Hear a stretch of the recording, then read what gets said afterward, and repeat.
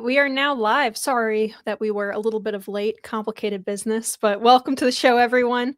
Welcome to December. Time really does fly here. Hey, do you guys remember Jaguar? I think they sold cars. I wonder how they're doing. But we are going to find out how they're doing on today's show. Also, the results of Tennessee House District 7's race came in and went to the Republican, and the not at all unstable Democrat candidate Aftyn Behn did not take her loss very graciously. And for our main topic, we'll be discussing fraud in the land of 10,000 lakes and how Governor Walz is teeing up yet another avenue for fraud and abuse. And for Unhinged, we have a little bit of a grab bag of crazy that I think you guys will enjoy. We are going to talk about all of this and more in episode 521 of the In the Tank podcast.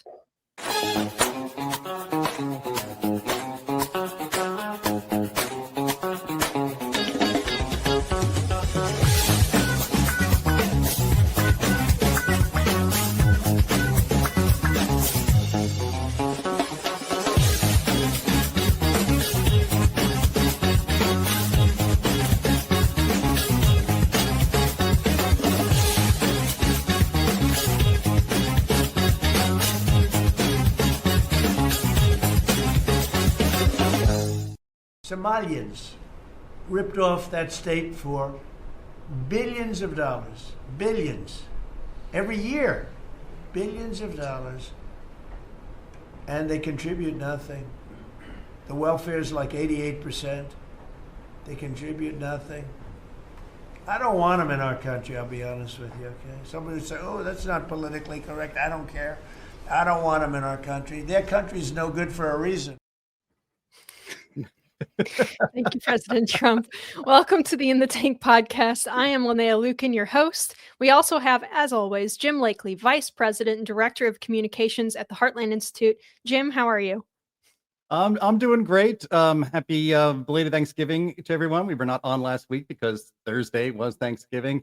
It is a chilly 16 degrees in the northwest suburbs of Chicago today, and I'm not usually one to complain too much about winter. But this is late January, early February temperatures, which is not very fun. If not for Christmas coming, I would be even grumpier than usual, but very glad to be on the show again. Well, it's a white Christmas if it holds, Jim. That's true. It's not melting before Christmas, I'll tell you that. And we also have Sam Karnick, Senior Fellow at the Heartland Institute. Sam, how are you? I'm okay, Linnea. I have a bit of a cold, so I thought, well, I need to do something about this. And so I decided to look up some folk remedies because, they're so much cheaper than going to the doctor. So I they basically tell you, do a lot of stinky things, like eat onions and garlic and ginger and horseradish, and then hang onions and garlic around your wherever you're at. So I did that. And, I have the onions and garlic hanging here. I didn't hang ginger and horseradish because it didn't seem to have much effect. It didn't make the house very smelly. Although I did eat a horseradish sandwich, as was highly recommended. Unfortunately, it hasn't worked. I mean, the cold is still there. I still feel, kind of under the weather. And but the one good thing about it is at least we don't have smell-o-vision yet, because I wouldn't even be able to be on the show. So, Jeez, Sam. Well, I like my mom's idea better. My mom swears by a sniff of tequila to get rid of most cold symptoms. I don't know if it works. I think it kind of does work for the sore throat. But I'll try it anyway. I have a little bit. I think I'm going to go right now and find out. So yeah, I'll be back in about 2 hours. Okay. All right, you guys, but before we get started, as always, if you want to support the show, you can go to heartland.org/inthetank and donate there. Please also click the thumbs up to like the video, and remember that sharing it also helps to break through some of YouTube's suppression. Even just leaving a comment helps us too. If you're an audio listener, you can help us out by leaving a nice review. All right, you guys, so let's get right into it because we have a lot to look at today, and we are going to go to Unhinged first, which is a little bit of a grab bag. A couple of things to look at for this segment. The first is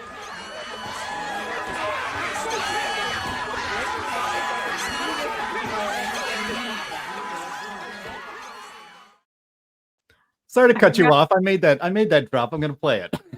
I forgot that we had the drop. Otherwise, I would have given you space for it. I'm sorry. I'll just All take right. it. That's all. Yeah. Our first video here, you guys, is a disturbing video of a man attacking a student from NYU.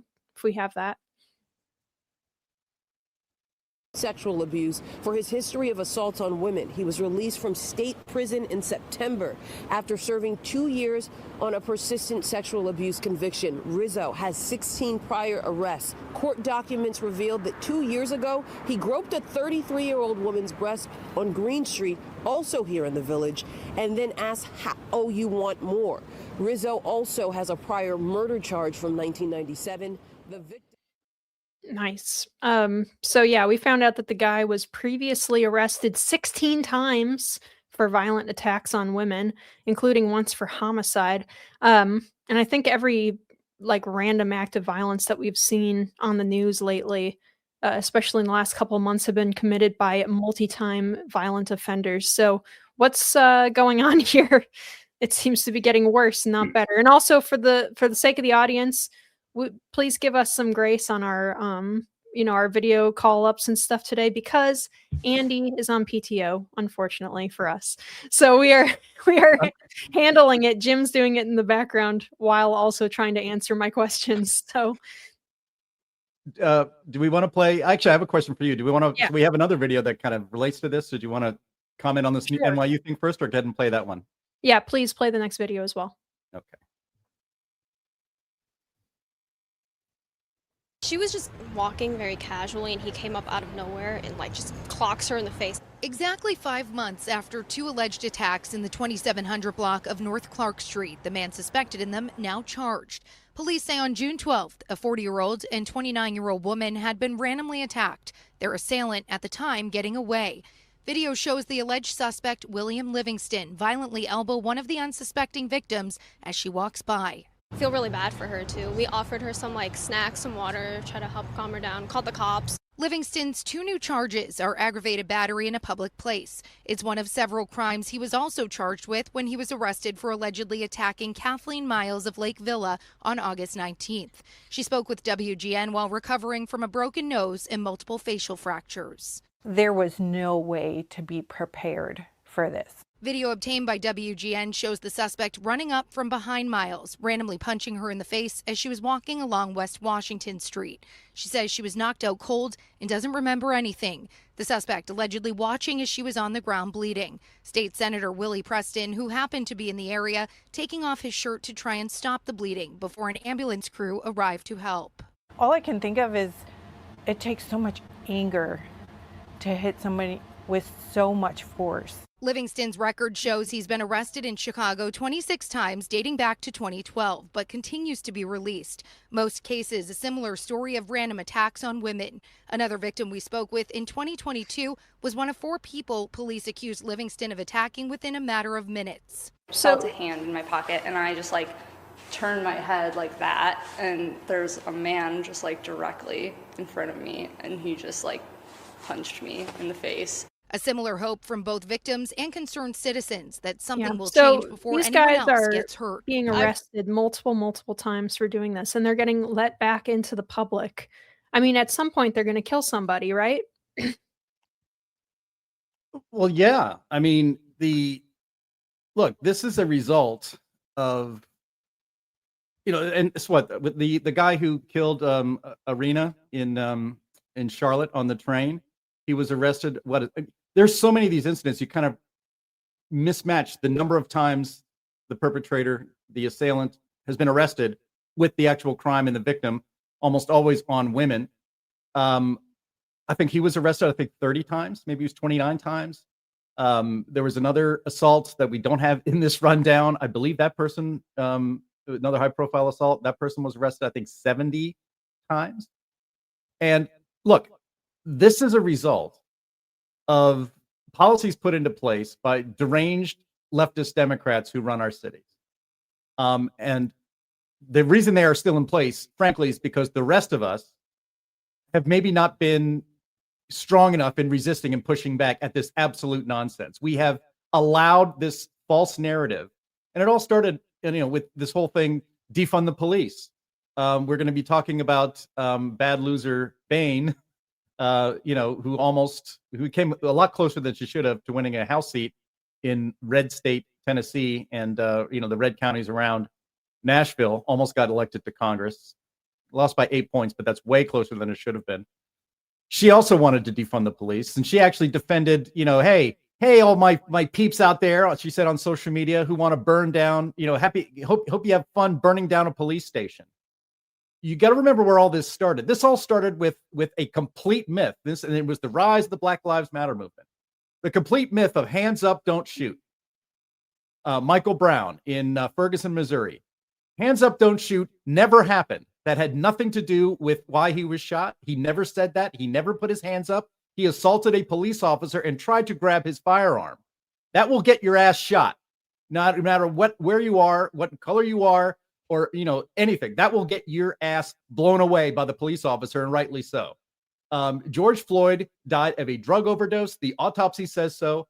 He was detained. He was deranged and in the throes of fentanyl, and was detained on the ground in a way that maybe contributed to his death, but it was a technique approved by the Minneapolis Police Department, and Derek Chauvin was actually following police procedure. He and everybody who was just around him all went to jail, and nobody else was held accountable. It is from those sorts of, and then streets went on fire, and it became popular to replace policing with social work, or I want to play just the very end of this video. I know it was kind of long already, because this is part of the real sickness in this country. Listen to these two women quoted on this story in WGN in Chicago, and what they say at their laying out all of these assaults, random assaults on women in the streets in public. You can't even walk around the streets of Chicago. You have to have your head on a swivel and maybe, know some kung fu to fight off random attacks. But listen to the end of this. That something will change before anyone else gets hurt. I really hope he does get the help he needs. Whether it's mental health or the justice system or something, I feel he's been failed, and as a result, we've all been failed. False. This person doesn't need help. He needs to rot for the rest of his life in prison. He hasn't been failed. You two have been failed. Our society has been failed by a system and, frankly, leftist Democrat politicians who are letting criminals back on the street because they care more about the criminal than they do you, period. That's the only way to interpret this. If they cared more about innocent people being killed, assaulted, robbed, all these, then people would be in jail. And the fact of the matter is, study after study shows a very small percentage, actually, of people in society commit these sorts of crimes, and they do it over and over again. That's why almost in every single case, each of these perpetrators has been arrested at least 24 times. And a very small number of percentage of people do these crimes. You lock up just those, and your crime rate would go way down. And our cities, our Democratic Party, the leftists who run these cities are unwilling to do even that. And so they unleash them upon society because they care more, frankly, about those criminals than they do about Linnea or myself or Sam or anybody else. Yeah, there's no therapy that's gonna. Sorry, I am also losing my voice, but there's no therapy that's going to convince a guy who does something like this to women randomly on the street that it's the wrong thing to do. If all the people around him and stuff haven't been able to convince him so far, like sitting on a couch is not going to help. Oh, I'm sorry. Go ahead. Yeah, go ahead. People often claim that that putting people in prison does not prevent crime. That's wrong. If they're in prison, they're not going to be committing those crimes out there. They're not going to be punching women out on the street when they're in prison. So that is why one big reason why you do this. It's not to not just to send a message to other potential criminals, and maybe it isn't even at all for that. It's just for justice. And then also to ensure that that person will not be able to do this, at least for some certain period of time. I think that what we have here is a situation that actually precedes and predates the George Floyd incident and all of the defund the police. What really happened is that beginning in like around the 1980s and especially the 1990s, governments all across the country pushed back very strongly against self-defense. Now it wasn't uniformly against self-defense, but they pushed back very strongly. And so what you have is if I think people are fairly afraid to defend themselves. They don't want to end up in one of these horrible prisons that we have where it's just an absolutely beastly conditions. They don't want to end up in there. And there's a good chance that you'll end up in there and the person who did the incident won't. This actually does happen in society these days. So we really need to resume our respect, restore respect for self-defense. We really need to assume that unless the prosecutors can prove that a person had mens rea, that they had intent to harm someone that was not motivated by their actions in the moment, by another person's actions in the moment, then you cannot prosecute them. You shouldn't even be able to prosecute them, let alone convict them. So this is one thing that we really need to get our selves sorted on. Whoops, you took Sam out. Sorry, Sam. Sorry. Yeah, I mean it's pretty bad because what you've done is you've made it unsafe for people who are not committing crimes.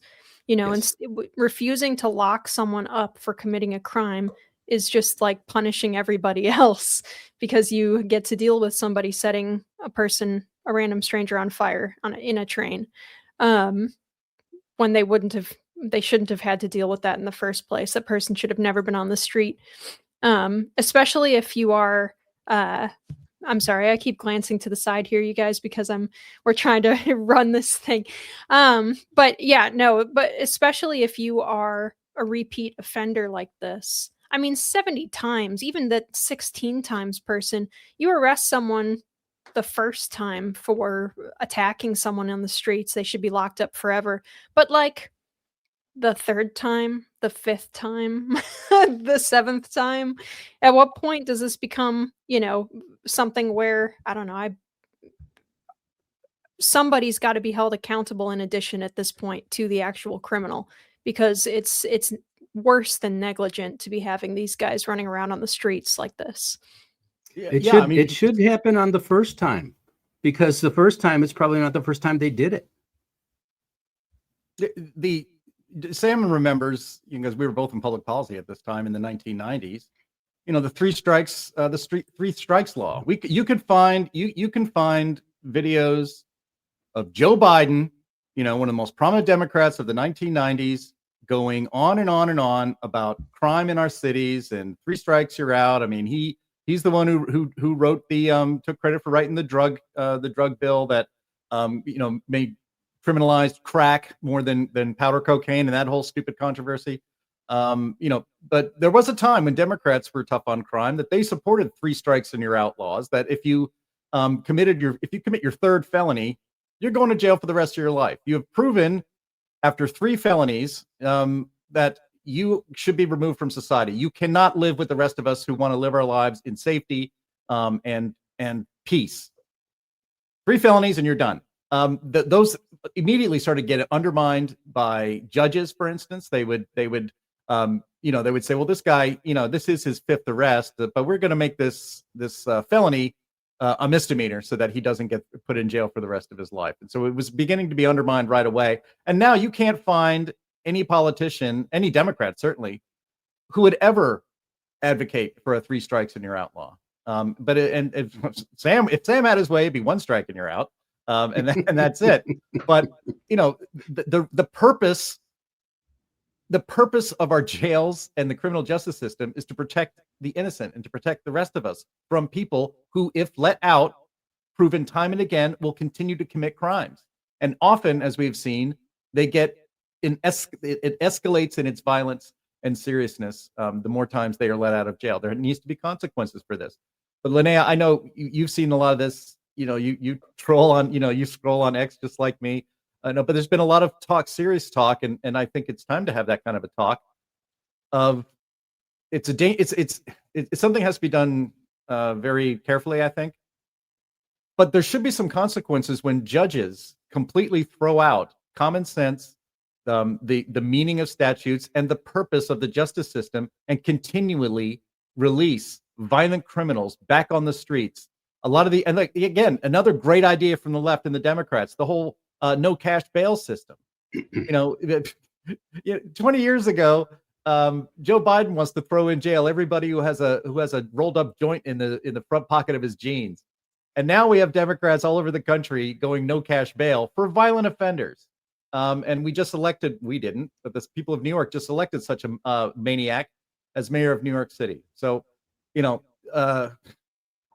something needs to be done. There needs to be accountability.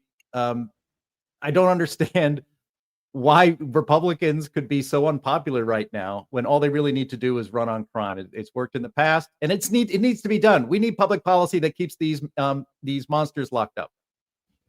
Yeah, well, besides the fact that Jim almost slipped up and accused me of trolling on Twitter, which no. I would never scrolling.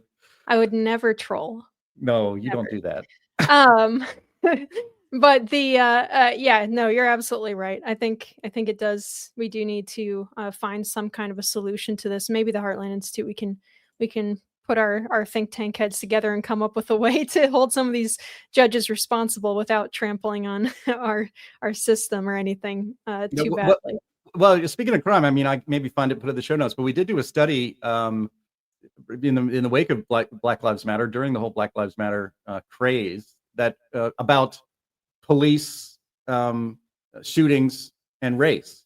I'm gonna have to find that, but shocker, the data did not actually back up the narrative of Black Lives Matter. Going back to the idea about the 3 strikes and you're out, that really is very related to what Linnea said earlier, which is that once you've proven that you cannot be repaired, that you cannot live in society, only crazy people or very sinister and evil people would put you back into society. The question we need to ask ourselves is, which is it? Is it both? Is it one or the other? I think it's both, but mostly sinister. Yeah, the term that I used before the show started, when I saw the reaction of those women to, what should happen to their, attackers, and they're like, I hope they get the help they need. That's a very nice thing to say, but I think part of this, at least from their perspective, isn't like being sinister that they might want to give them another chance. I think it's genuine naivete, right? I think it's misplaced maternal instinct or something. You're right. As a policy matter, it's sinister and evil in my view. But so are you saying basically, okay, these women are somewhat disturbed to have that kind of point of view? Well, they live in downtown Chicago. I don't know what. No, but no, I'm not saying that they're disturbed necessarily, but I'm just saying that, it's misplaced empathy. They're the ones who are the victims. He's not a victim. He wasn't the one who was failed. They were failed, as Jim said. So yeah, but I didn't want to spend too long dwelling on this one, you guys. I had a couple other things I wanted to touch on in the segment, but we're going to skip them because I want to get to our main topics here today. Remember Jaguar? Jaguar really stepped in it, trying to be very trendy and whittle down their customer base, trying to be like a boutique LA, Miami crowd type of company rather than the high-end heritage luxury company they used to be. Autocar reports that Jaguar Land Rover has canned the guy who was responsible for the recent unpopular redesigns and rebranding. JLR has axed design boss Jerry McGovern. Sources inside the firm have told Autocar and Autocar India. Autocar India's source suggested McGovern was escorted out of the office, although the exact details as to why are not yet known. When approached, a spokesperson for JLR replied, "No comment." It brings an end to a 21-year career at JLR for McGovern that has been filled with highlights, Autocar says. And I just wanted to read this because Autocar is kind of simping for McGovern for some reason. They said the Coventry-born designer is responsible for the modern-day reinvention of the Defender, which I guess some people like. I don't like it. Helping to keep the four-car Range Rover lineup ever popular and reinventing Jaguar for its transition into an electric-only car maker, which includes creating the highly controversial Type Double Aught concept. He was also key in JLR's 2021 Reimagine strategy. In the immortal words, you guys, of Jeremy Clarkson. Oh no. Anyway. It's actually not clear if his disaster of a rebrand idea was like what got him fired here. They're not saying anything about it. Apparently, and as I was doing some digging on this, he's pretty famous for being like a total jerk to work with. Very high on his own supply. And rumors are floating in certain circles in like car forums and stuff that there was some office indiscretion involved in his firing. So I don't know, but I wanted to hear what your thoughts were on this one. Is this well-deserved if he was being canned for his design ideas? Let's call them. I don't really know. I think it's terrible, but he certainly deserved to be canned for the absolute ruining of a great brand. Even though Jaguars never really actually operated very well, they were lovely cars. So it's like, well, let's get rid of the one thing that people like about Jaguars, and then everybody will want them. It was a complete insanity on his part, and I think it is kind of emblematic of this whole idea of giving people a million chances. Yeah, there you go. Look at that. All right, you're fired. You're fired. It should have happened right then. And that's it. Give a person a million chances and they will do worse and worse things until they're murdering dozens of people a day. It's just, and that's the equivalent of what he's done aesthetically and in terms of automotive technology. Yeah, I can just picture how those meetings went. He thinks he's being really clever and cool, and I'm sure he got lots of accolades from his millennial and Gen Z, did they clap like this? Younger design people. No, they clap like this. No, up twinkles. Because clapping can be triggering and frightening, but snaps are okay. I'm going to keep playing this Jaguar ad on a loop for everybody, just to Jim. Because we may never get a chance to play it again. But I mean, as they say, the wages of woke means you go broke. It's mind-boggling to me, and we've covered this I think 3 times now. The destruction of Jaguar and the timing of this. This came out, I think, was last year. It came out after the election, I think, in December of 2024. So it was perfectly timed for the cultural and vibe shift, and not just in America but in the world. But just even pausing it right there, just the logo for Jaguar. It used to be an iconic logo of the jumping Jaguar and very unique font for their styling. And then they go to this Jaguar font could be it could be a tech company. This could be Google's new font. It looks like a perfume to me. Sense. Yeah, it does look like a perfume. Yeah, it does look like a perfume. Yeah, and this is part of it too, is that we're not like a car guy show or anything. But from what I understand, Jaguar has been kind of screwing over their dealerships and stuff too for a long time. So a lot of dealerships were working on already cutting ties with them and only selling Land Rover from that. So it's an Indian company that owns both Jaguar, Land Rover, and a couple other companies. But, ironically, it's called Tata. It's called Tata. But they, they've been having problems, manufacturing enough and sending dealerships what they promise and stuff like that for a while now. And so a lot of dealerships were dropping Jaguar before this even happened.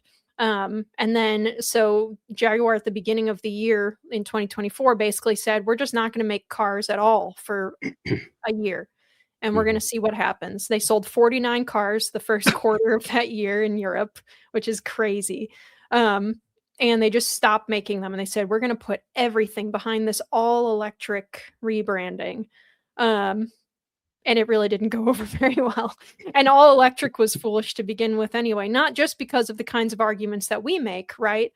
But because other car companies that put their money into like hybrids and stuff are actually doing fairly well in that department, because people tend to kind of like hybrids. They don't like all electric, but they do kind of like the hybrid. So it's just been a total disaster. So fun stuff. I didn't want to spend too much time on this one, but I wanted to do a little bit of I guess you would say like a gloating a gloating moment that someone one more visit to the Jelly of the Month Club, basically. Yes, exactly. Yeah. No, we are going to leave this subject because I ran it on too long in that first topic area, but I did find those videos and I found it very infuriating. But you make the good point about the electric vehicles. If not putting the ad aside and the rebrand and all that stuff, the fact that Jaguar under his leadership decided we're going to go all electric now, we're not going to make any more internal combustion engine vehicles anymore, we're going to be an all electric car company, was so dumb.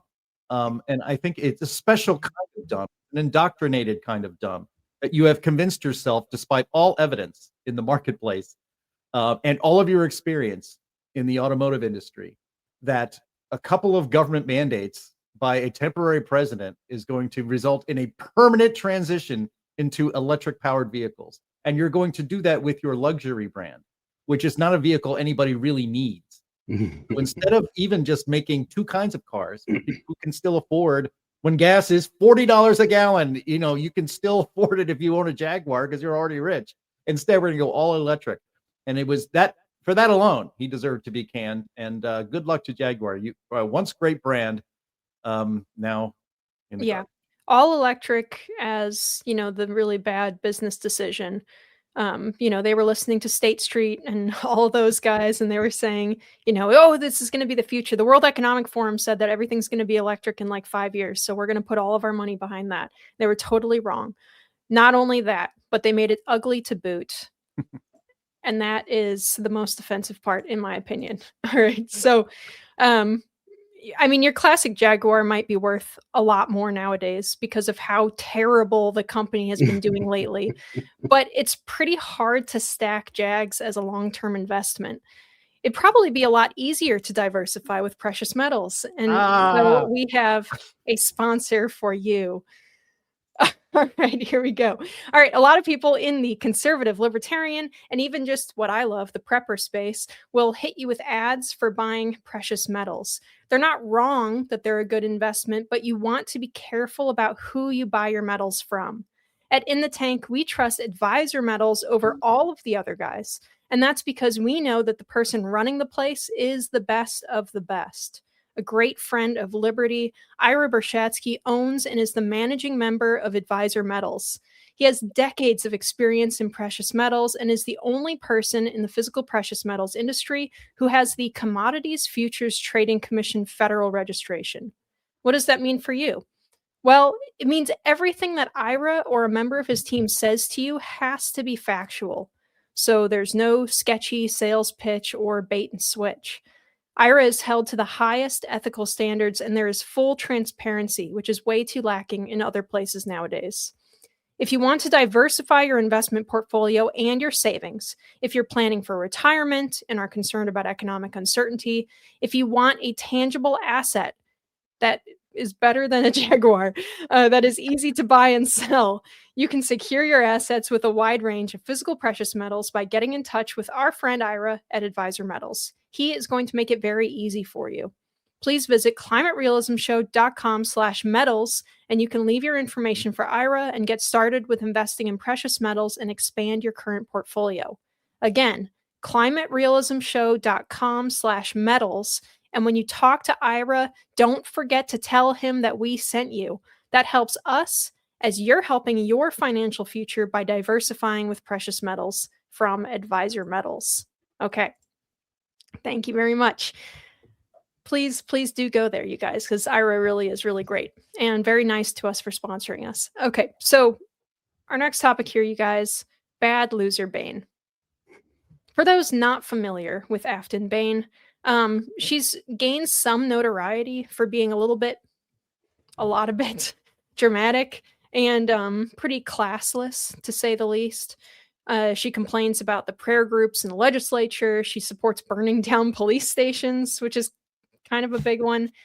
She thinks marriage is patriarchal. Sororities are white supremacist. And she's been on video literally screaming her head off while being dragged out of Governor Lee's office for busting into a private meeting. The Western Journal covers her reaction to losing the recent election.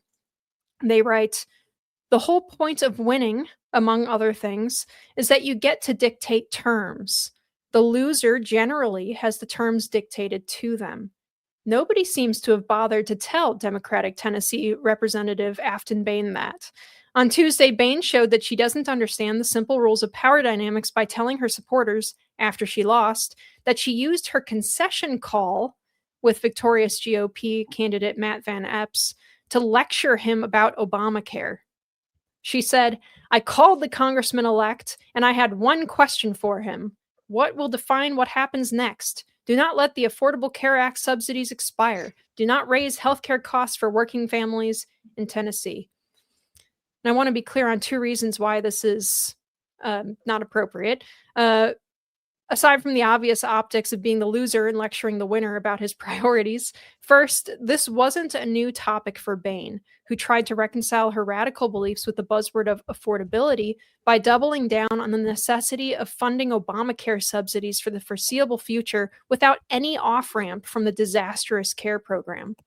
And second, while it pales in comparison to Trump's victory in the 7th Congressional District 2 years ago, let's just be clear. 9 points is not a moral victory. It's not a mandate for change that doesn't flip a seat.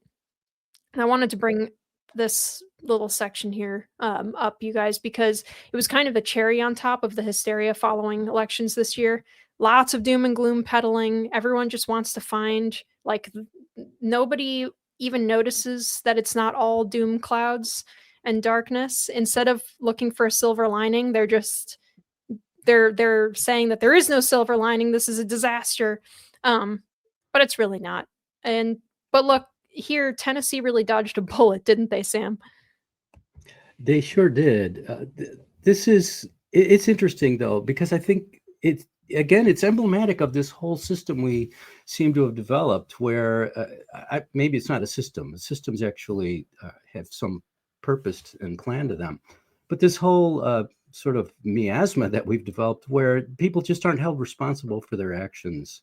And your speech is an action. And the crazy, dumb things that she said should have disqualified her for even nomination in a party that is of the left.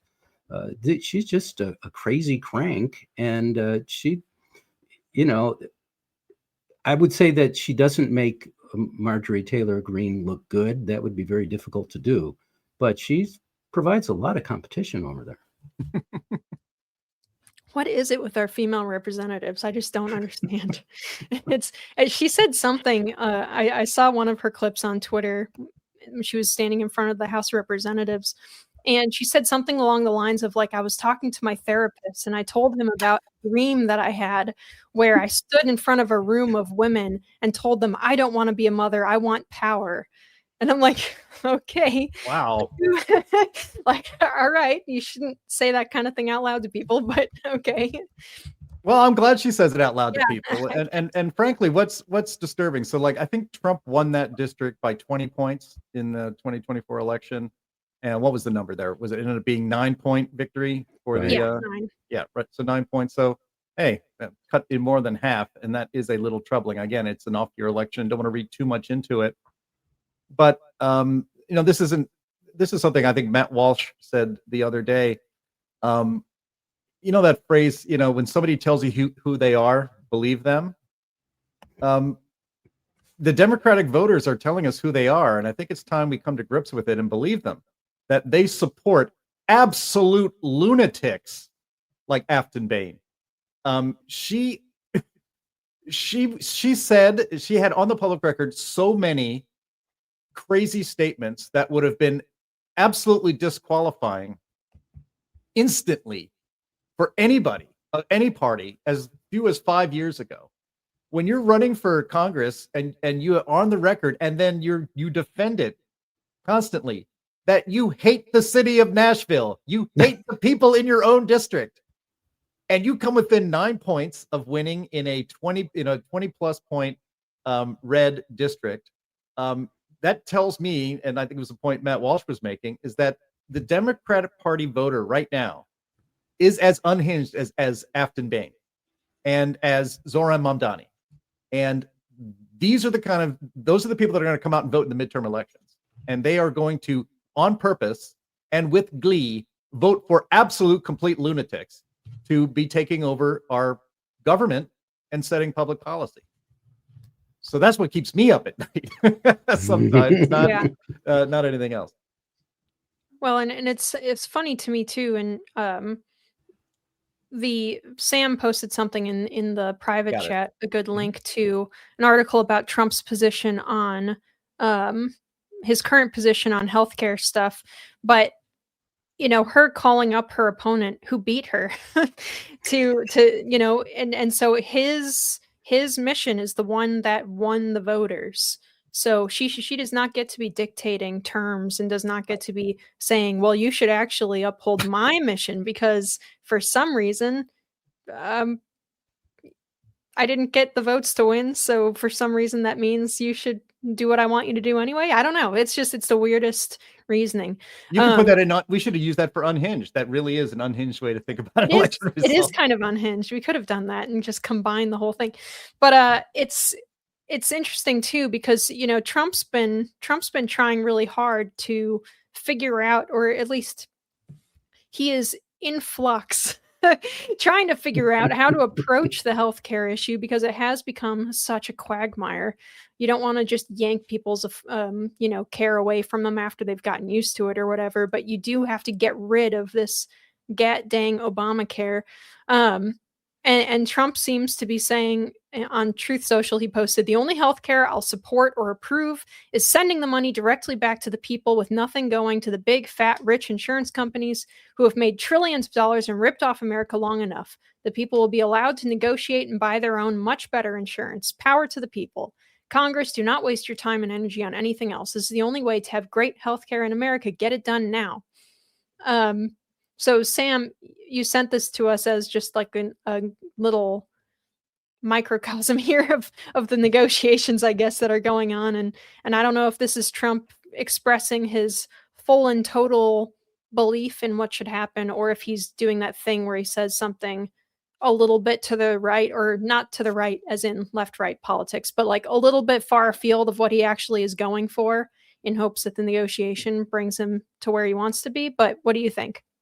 I think that is exactly what he's doing. However, I think he certainly would like to get what we're talking about. And that is a simple approach, which is that cash is king.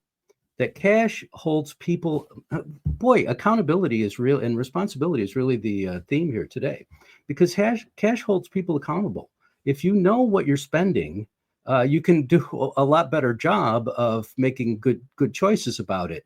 And if the customer knows what they're spending on you as a provider, likewise, you become much more efficient that way. The way to cut costs of healthcare is to do the opposite of what pushed them up, which was we've increased demand insanely since 1965, when we created Medicaid and Medicare and the like. And we've been divorcing the customer from the payment. And so what you do is now you just buy prepaid care. Well, that's what Medicaid and Medicare did. They initiated that whole process of moving healthcare from being a way of dealing with an emergency that could impoverish you so to insure yourself against that emergency, to just prepaid care. But if it's prepaid care, you've already paid it, so you'll use as much as you can. And if you're using as much as you can, what are you doing? You're demanding. And if you're demanding, what are you doing? You're raising prices. So that the only way to get away from this is to restore the payment by the person who's actually getting the service. And that's what Trump was saying. And the fact that he was doing that is, to me, a very big deal. It's very important. And if we can start people thinking along those lines, then we can actually start to make positive changes. And we outline in Anne-Marie Schieber, who's our editor of Healthcare News at the Heartland Institute. Please, people, send donations to us for that fabulous newspaper. But Anne and I put this piece together, and we named some of the reforms that can be done. In fact, and we certainly alluded to the whole variety that is out there. But the key is that you've got to get the customer, who is the patient, you've got to get them recognizing what they're paying for. And once that happens, you will see prices come down. The government created this problem. And the only way to fix it is to change what the government has done and get these get a system actually, and not just a mess. Get a system that makes sense. And that's what that article is all about. Yeah, I think all in all, the crazy thing about, Bain's demanding that he keeps Obamacare, basically, or supports keeping Obamacare, is that Obamacare isn't even popular on the left anymore. So it's just getting worse and worse. And you know what else is getting worse and worse? Minnesota. So it is fraud all the way down in the land of 10,000 lakes. It's been a very bad week for Minnesota Governor Tim Walz. Remember when he was going to be vice president? So that's another dodged bullet for all of us. Breitbart reports hundreds of Minnesota government staffers say that Governor Tim Walz hid Somali fraud and attacked whistleblowers. Nearly 500 employees in Minnesota's state government say Democratic Governor Tim Walz ignored their constant warnings about massive fraud by Somalis of the state's aid programs. The staffers in the state's Department of Health Services also say that Walz retaliated against them for exposing the corruption. Tim Walz is 100% responsible for massive fraud in Minnesota, the group said in a November 29th Twitter post.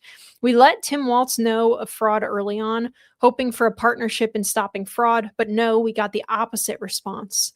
They added, Tim Walz systematically retaliated against whistleblowers using monitoring, threats, repression, and did his best to discredit fraud reports.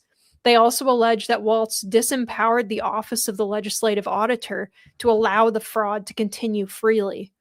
It is endemic across all of Minnesota's welfare and aid programs, not just its Department of Human Services. One case was an organization called Feeding Our Future, run by a group of Minneapolis area Somali migrants.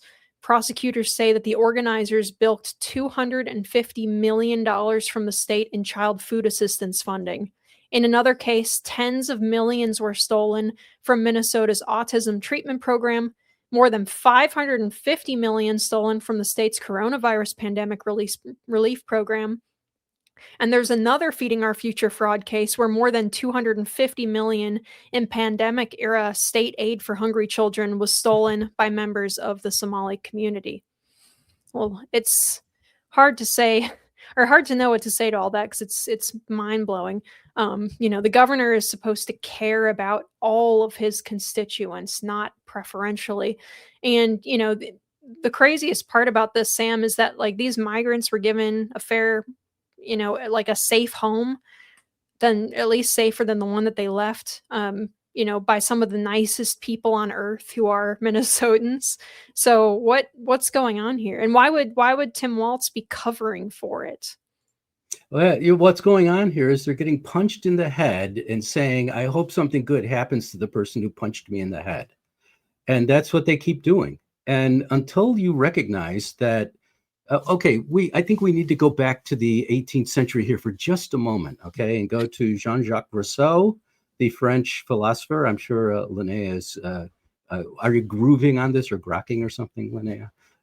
Jean-Jacques Rousseau, who posited that, and he's sort of the inventor of modern liberalism, and he posited that human beings are born good, that they're naturally good at birth, and society corrupts them. So the premise here that you see in Minnesota is that, well, everybody in the world is basically good, and if you bring them to a nice place like Minnesota, they'll act like Minnesotans. Well, Rousseau was wrong. He was 100% wrong. He was the opposite of what's real. And Minnesota is just proving that again. If you invite people to commit fraud, they're going to do it. Walz made a really great straw man there saying, I hate the fact that these Republicans are saying that everybody in Minnesota is a cheater and a thief. Nobody said that. Nobody said that everybody is, but they did say that these people are, and it seems to be very accurate. So what happens here is that you've got, again, no accountability, no responsibility, and it's not just the thieves. It's the governor himself.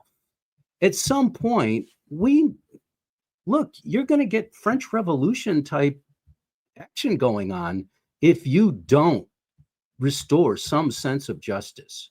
When your premises are that we do what we want and you get in line and say you like it and say 2 + 2 = 5, if you just keep doing that, eventually you're going to get into some serious trouble, especially when you have a country that has the Second Amendment like ours does. I'm sorry, but this is not a trivial matter. That's people stealing, $250 million here, $500 million there. That's outrageous. And think of that money went to people in Somalia. Well, we all can have the nicest thoughts about people in Somalia and how they have their needs and so forth. But if anybody wants to support them, it should be done voluntarily. It shouldn't be done through a government program where theft is neglected. This is outrageous. I mean, it's like our country is developing into one big crime syndicate. And we just let it all happen. That cannot last. That cannot stay. And it's not going to.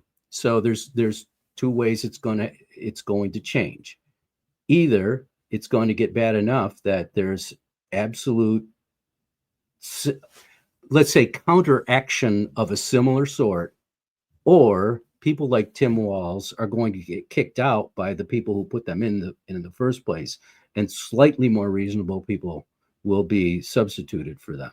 That's the only way to do it. I'm not going to go. Did you go back to the 18th century, Sam? Was that Rousseau Yes. or Richelieu? Yeah, I'm not going to go back to the 18th century. I'm going to go back to the 1990s. Let's remember why we're even here. Why, frankly, let's go back to why there are 100,000 Somalis all gathered together in Minneapolis, of all places. And it was because, Quentin Tarantino actually released his top 10 movies of the 21st century. Number 1 on his list was Black Hawk Down. What was Black Hawk Down about? It was about our militarized humanitarian mission in Mogadishu. And why did we send the military to Mogadishu?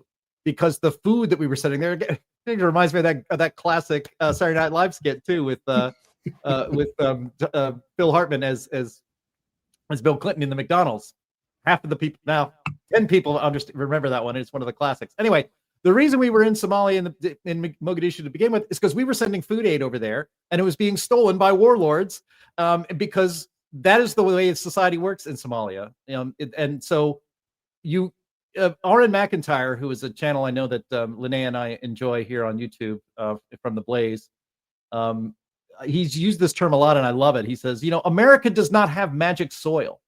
Somebody does not automatically become an American and share our values just because they put their foot or put in their hand the soil of Minnesota or Illinois or New Jersey or anything else.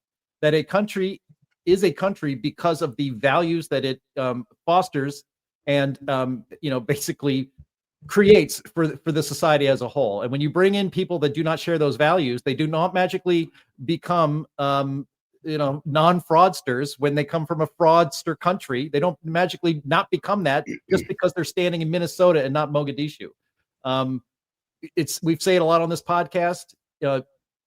You get, as a society, you get what you incentivize and you prevent what you punish. And the welfare system in this country, especially in Minnesota, overseen with the fraud going on, and Tim Walz knew about it. We incentivize fraud. And the excuse from the Somali community in Minnesota is basically, what do you expect? What do you expect us to do? The fraud is so easy to commit. How are we not going to do that?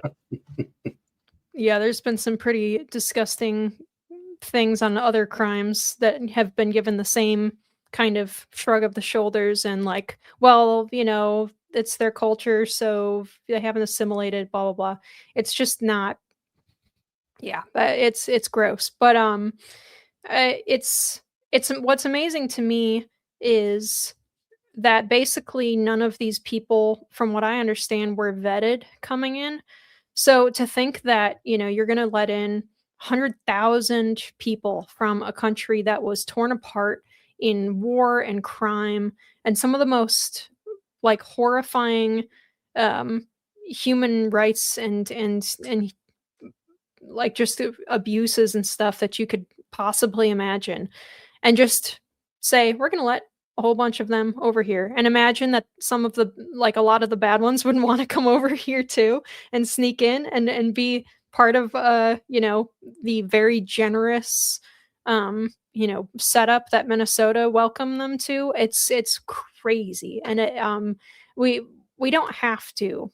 It's very nice of the United States to take on refugees from war-torn countries and stuff.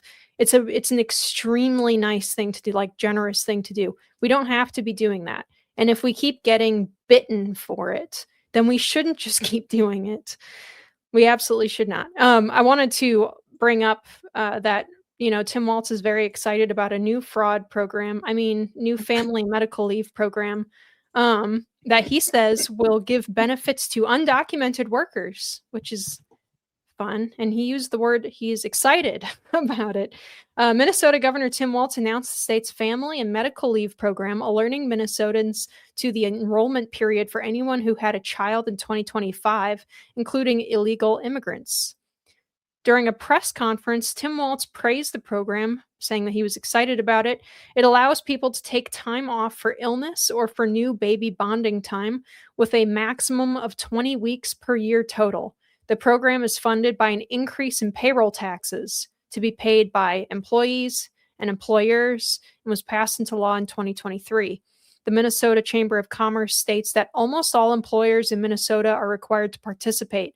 Therefore, most people who work in Minnesota, whether it's full-time, part-time, temp work, hourly, seasonally, or more than one job, are covered. Seasonally. I just have to pause there for a second. You are covered for paternity leave, maternity leave, if you are a seasonal worker. That's crazy. Undocumented workers, that's crazy. Youth workers, that's unfortunate. And new workers are also covered. Jim, you had a really good critique of this plan for the remote worker angle. Could you articulate that for our audience here? Yeah, well, I'll try. So the law is written, and Tim Walz is so proud of it. It's like, so a remote worker is also covered. So let's say you work, let's say you're a laptop jockey, and you live in Minneapolis, and you're working for a company where you code or you write or you manage people via email, and you have a company in Illinois, say, and we need somebody to do that kind of work for us. But I'm not going to hire somebody from Minnesota. No, but this law in place, because what will happen is that even though my business is not located in Minnesota, because I've hired somebody who does at least 50% of their work while residing in Minnesota, they are covered by this law. So they could get basically a doctor's note that says, I have to take care of a sick relative, or I'm on maternity leave, and then this person is going to be gone for 5 months. So now I have to go find another person. And so the whole idea, actually, just from the basics of the law, that your payroll taxes are now more expensive in Minnesota, so it's now become a lot more expensive to hire and start a business in Minnesota. But even though that's supposedly covered and it will be taken advantage of, and it'll go 100 times over budget. But now I have to hire a person to replace that person that I just hired in Minnesota for the next 5 months. And I have to pay that person. I am definitely now not hiring anybody in Minnesota. And then once I can fire this person, and who knows how legal that will be, when they come back to work after 5 months, I have to fire the person. I have to let go of the person I brought in to replace this person. No matter how good this person is, I have to get rid of them and bring back this person who just abandoned me for 5 months. I am never hiring anybody in Minnesota to do any remote work ever. Never, ever, ever, as long as this law is in place. So it's basically the never hire anybody in Minnesota to do remote work act of 2025, because you would be an absolute idiot for hiring anybody. And also this law, if you had a choice between hiring somebody remote or not, who is a young single man or a 31-year-old married woman, who would you hire if you wanted to make sure that this person stayed in the job? Because maternity leave of 5 months is a lot, and it would be mandatory. Oh, but don't worry, Jim. It's not just for the mother. It's for the father too. Oh, that's right. It is for the father too. Again, I said single. I would hire nothing but 24-year-old single men who don't date and just play video games all day. That would be the safest hire of all in Minnesota. That's you just tying this to the fraud issue, though. This is so obviously ripe for fraud, though. Say you're a seasonal employee, and you all of a sudden claim that you have to take paternity leave or maternity leave for 20 weeks during your seasonal job. You're just getting paid to not work that whole time. Absolutely right. But you're not getting paid not to work. You know why? Because this law is going to work just like minimum wage laws, which is it will just end employment at the margin. So if you're not somebody that is absolutely critical to an operation that is somehow absolutely critical to people in Minnesota who will put up money for it, then you're done. You're out. You're not going to be working. So what happens here is that if you look at how minimum wage laws work, the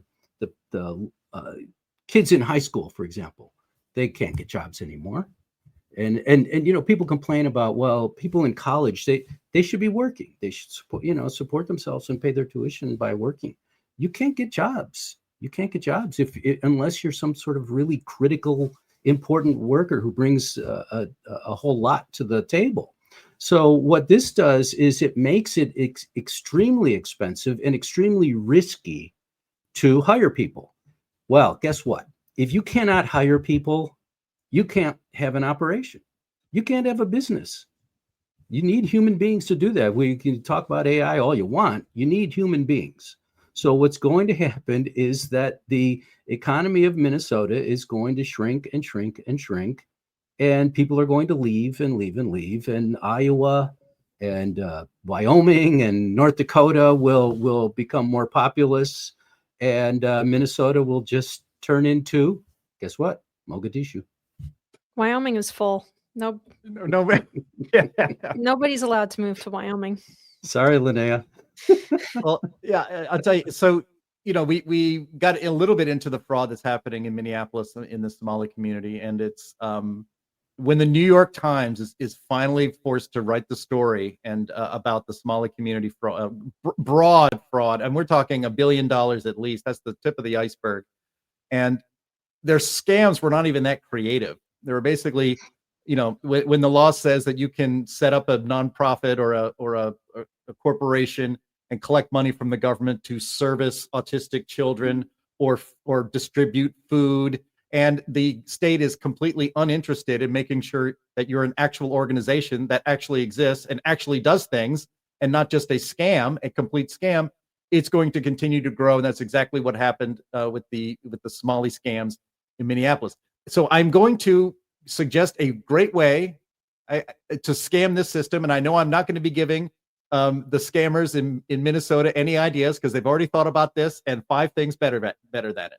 But under this law, this would be a fantastic way to scam it. So you get hired because it applies to part-time people, right? So apply to a place, get a job part-time. After 2 weeks, say, get a note from your doctor, and they can be in on the scam, saying that I need to take care of a sick relative. Can we see a picture of the sick relative? No, you can't. That would be invasive of my privacy. But here's the note from the doctor.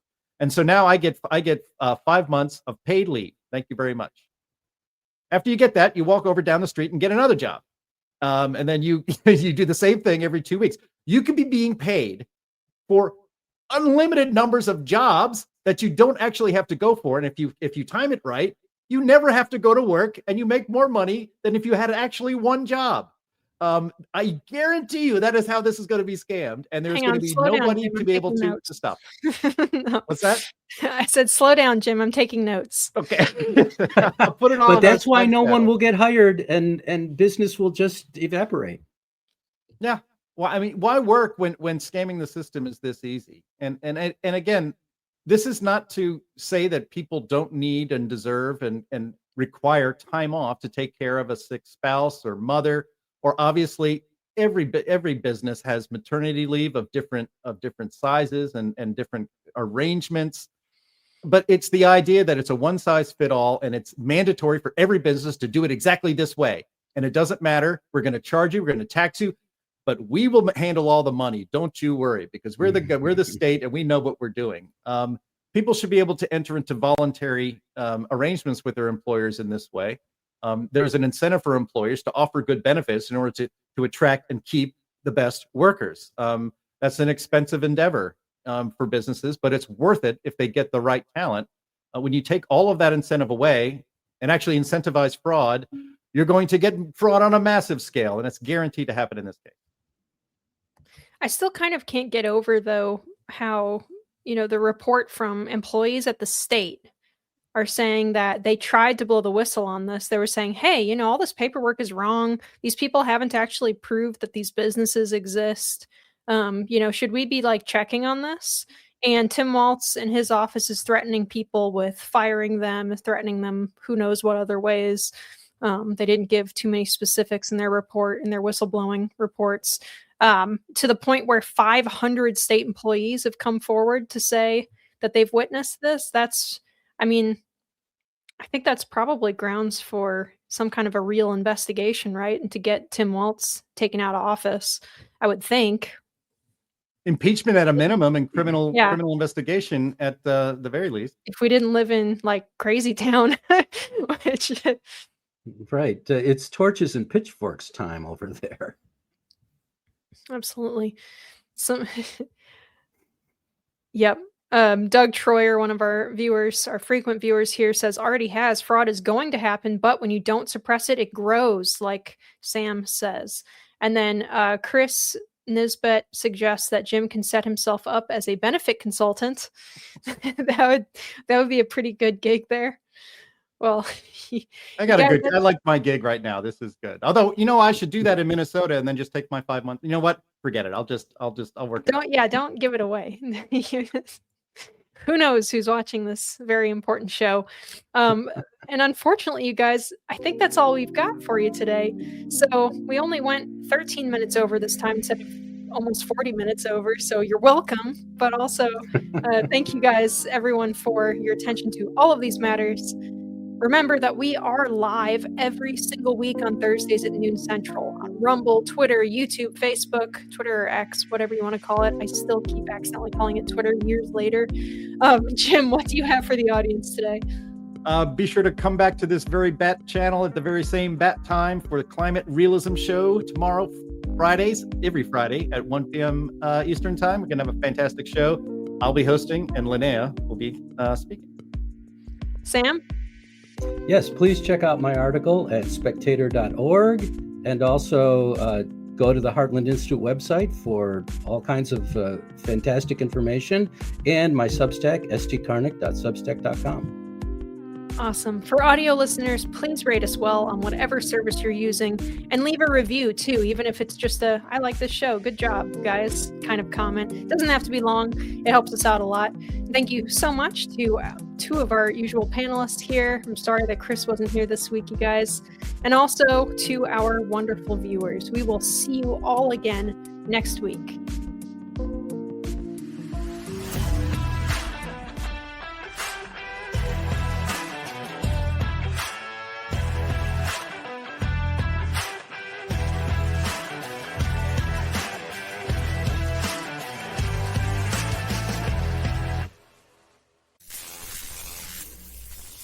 Oh, hold your horses.